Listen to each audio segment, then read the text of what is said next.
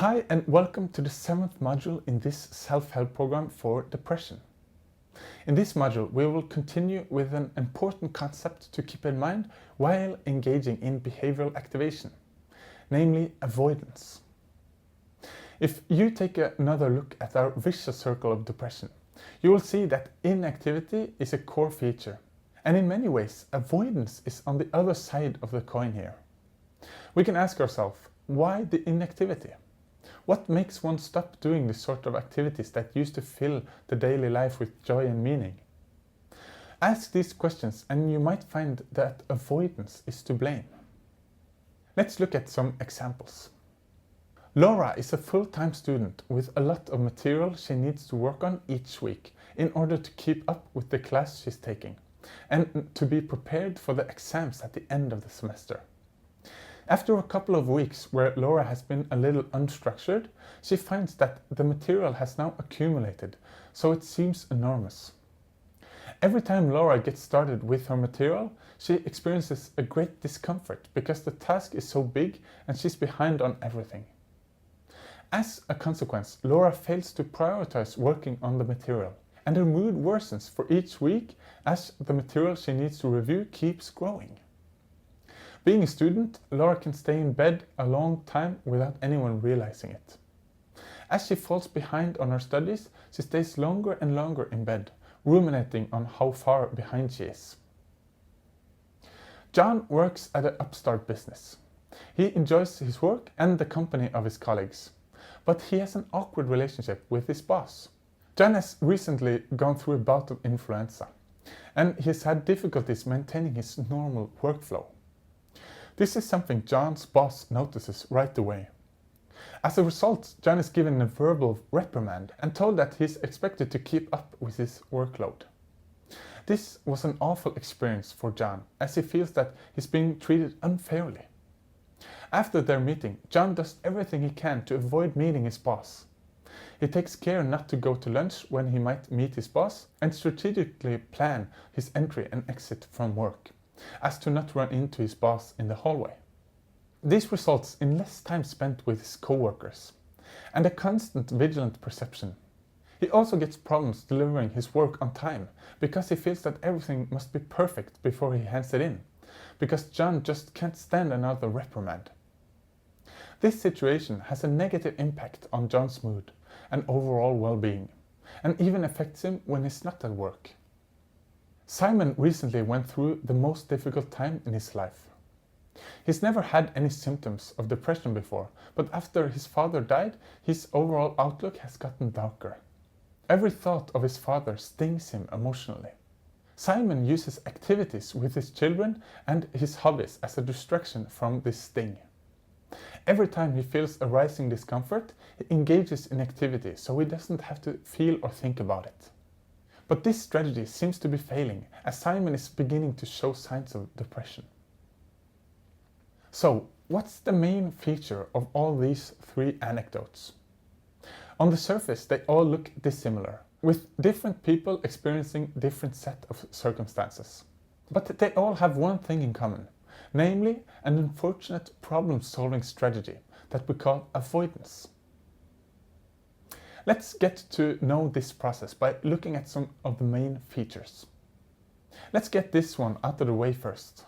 Avoidance is really both normal and natural. If something hurts us, then we want to get away from it. If something tastes bad, we want to spit it out. If a situation is dangerous, then we want to escape from it and avoid these sorts of situations in the future. And we don't have to think about it either. In the case of Laura, it's not like she's planned, "Oh, I have got so much work to do. It's bothering me. To escape this feeling, I will do other activities and procrastinate." The process is both automatic and unconscious for Laura.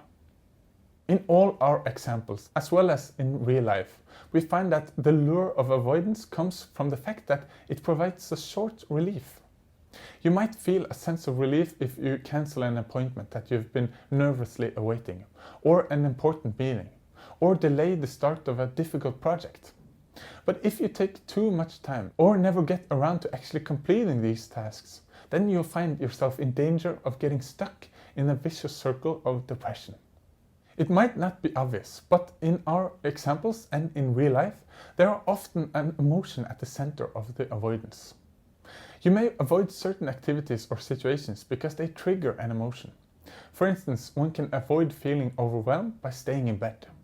Avoid the feeling of shame or anger by avoiding your boss. Or avoid grief by distracting yourself. You might have been surprised by Simon's example. Isn't he doing exactly what we've been recommended this whole time? Using activities proactively to bolster his mood? Well, no. To see why this is the case, we need to take a closer look at the particular function behind Simon's behavior. The problem in Simon's case is that his activities are based on the avoidance of a grief he never gets to experience. This is an unfortunate strategy doomed by design, because we cannot escape our emotions. In Simon's case, it would be much better for him to accept his feelings, let them grab hold, cry and grieve, and then move on with his life. To get rid of anxiety and depression, one must face avoidance. There is simply no way of getting around this. If instead one clutches onto avoidance, then you might fall into a vicious circle that leads many to seek professional help from a psychologist. We've already seen some examples of avoidance, but let's look at some more features and examples. Procrastination, that is putting things off, is a very common and obvious form of avoidance. An assignment is difficult, demanding, or reminds you of something, and you don't want to think about it. And as a consequence, you put it off. The process of rumination itself can be seen as a sort of avoidance, because it entails that you meet a problem or task in the mind instead of in reality. The problem is that the task can only be solved in reality, not in the mind. Perhaps the most obvious sign of avoidance is to use drugs or alcohol to numb or remove unpleasant feelings. Another example is when one sits a lot in front of a TV or computer in order to become removed from daily life. This means that the content that's on the TV or computer is of little interest and doesn't stimulate or engage. The only function is to create distance to unpleasant feelings that arise in daily life. Avoiding unpleasant activities is something we all do to a certain extent. The problem with depression is that every activity can feel unpleasant, leading straight into the vicious circle of depression. Avoidance can in many cases be the other side of the inactivity that reduces positive experience and increases negative ones. We really hope that we've firmly established that avoidance is something you should take very seriously if you struggle with depression and want to get rid of it. The alternative to avoidance is to face your daily challenges even though it feels overwhelming and unpleasant. If avoidance is a sort of passivity, then activity is the best cure. That is a part of the reason why we recommend using behavioral activation in this program. The goal is to re-engage with the life you want to live, with vitality and joy. This is of course easier said than done. It can be hard work to start the project that you've been postponing, or to tidy up a messy apartment, or to confront a person that you've been avoiding, or to accept unpleasant emotions that you've been pushing away. But we hope that we have been able to convey that this is really a journey worth taking.